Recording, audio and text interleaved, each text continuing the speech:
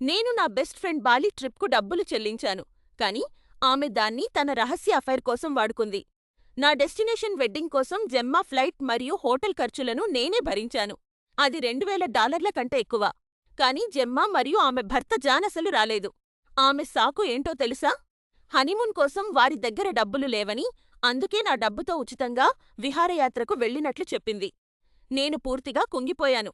10 ఏళ్ల స్నేహం ఒక్క క్షణంలో పోయింది. ఆ ఖర్చులన్నీ తిరిగి ఇవ్వమని నేను ఆమెకు బిల్లు పంపించాను. ఆమె ఇచ్చిన సమాధానం చాలా విచిత్రంగా ఉంది. రొడోవెర బైమిడ నుండి మేము కలిసి తిన్న ప్రతి లంచ్, ప్రయాణించిన ప్రతి క్యాబ్ ఖర్చుల గురించి 3 పేజీల ఫైనాన్షియల్ ఆడిట్ పంపింది. మా నాన్న చనిపోయినప్పుడు ఆమె నాకు ఇచ్చిన ఎమోషనల్ సపోర్ట్ కోసం కూడా డబ్బులు అడిగింది. నిజానికి నేను ఆమెకు డబ్బులు ఇవ్వాలని వాదించింది. కానీ అప్పుడే నాకు అసలు నిజం తెలిసింది. ఒక లోకల్ ఫోటోగ్రాఫర్ పేజీలో నాకు ఒక ఫోటో కనిపించింది. అది బాలిలో ఉన్న జెమ్మా ఫోటో.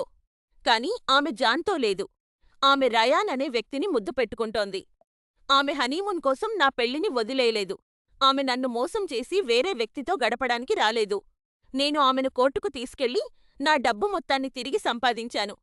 జెమ్మా ఇన్‌స్టాగ్రామ్‌లో నాపై విరుచుకుపడి నన్ను అసభ్య పదాలతో తిడుతూ నా కుటుంబాన్ని దూషించింది. అందుకే నేను ఆమెకు ఒక చివరి బహుమతి ఇచ్చాను. ఆమె మరియు రయాన్ ఫోటోను పోస్ట్ చేసి ఆమె భర్తను ట్యాగ్ చేశాను. నా క్యాప్షన్ ఏంటో తెలుసా? బాలిలో మీరు లేకపోవడం బాధగా ఉంది.